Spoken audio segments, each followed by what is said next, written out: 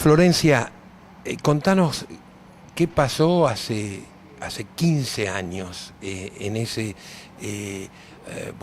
ese consultorio donde comenzó esta historia. Cuando yo tenía 17 años fui a la consulta con Ansaldo, que es la persona a la que yo denuncié y de hecho condenamos recientemente, porque él era mi profesor en la escuela secundaria, me enseñaba educación para la salud justamente. Y yo era su alumna en cuarto año, estábamos cursando el cuarto año cuando lo conocimos.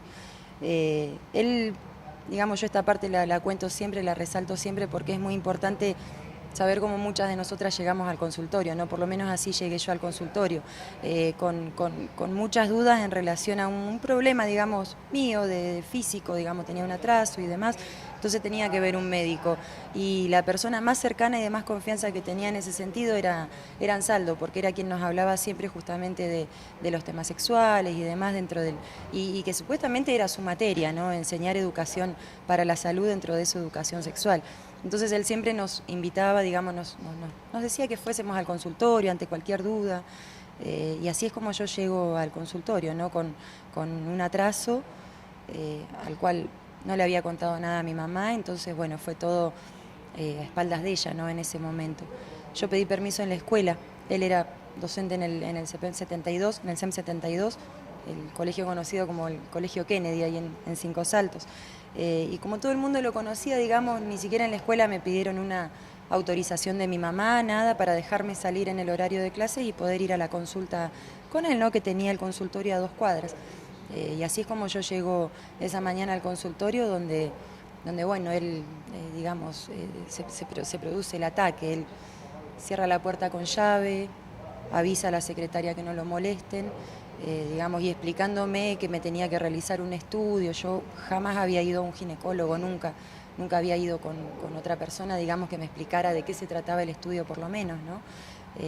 Y ahí es cuando yo estoy en la camilla, él me ataca sexualmente y se produce la violación.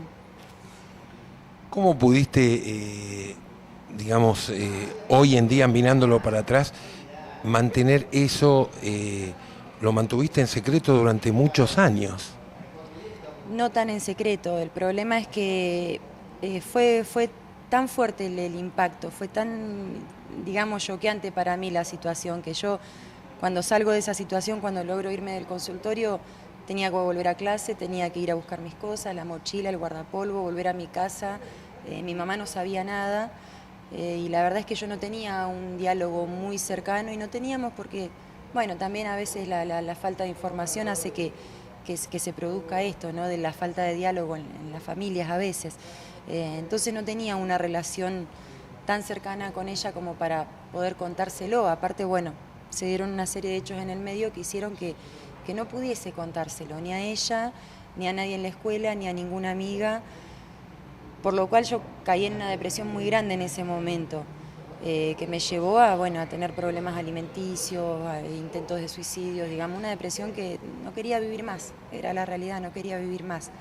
Y tenía una compañera en el colegio que iba a una iglesia evangélica, entonces, bueno, ella me invitó a la iglesia evangélica, yo voy a la iglesia evangélica y es ahí donde lo puedo contar, ¿no? En el medio de toda la confianza que yo sentí que ahí podía relatar lo que me había pasado. Y es así como se lo cuento al pastor de la iglesia, al pastor Araya, en una entrevista privada con él.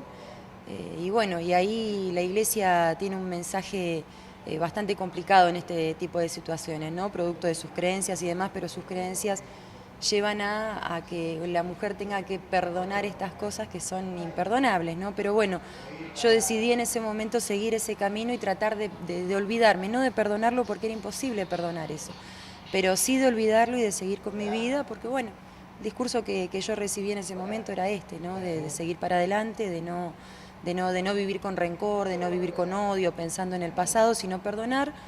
De hecho, la sugerencia era que lo fuera a ver de nuevo y le dijera, te perdono en el nombre del Señor, cosa que obviamente nunca pude hacer, pero bueno, este fue el mensaje de la iglesia y fue la manera en que yo sobreviví durante todos esos 9 años, ¿no? Tratando de hacer de cuenta que no había pasado, de que eso no había existido. Flor, ¿y qué pasó en el medio que hizo que de pronto, bueno, tomaras otra actitud, cambiara, empezara a cambiar la historia? Después de esos 9 años de tratar de taparlo, de tratar de olvidarlo, y de seguir adelante, digamos, anulándolo directamente en mi cabeza, ¿no? Me pasó un día en Cinco Saltos, que es un pueblito tan chiquito que uno sale al centro y son 2 calles nada más. Y me pasó que salí y vi pintadas en el centro que decían Ansaldo violador. Y para mí esas pintadas fueron muy impactantes porque significaba que había otras mujeres que habían pasado por esa situación y que alguien había hablado, que alguien había puesto en palabras lo que a mí también me había pasado, ¿no? Y bueno, fue de esa manera que me sentí con el valor, con la adultez, con el coraje en un sentido de ir y hacer la denuncia. Esto.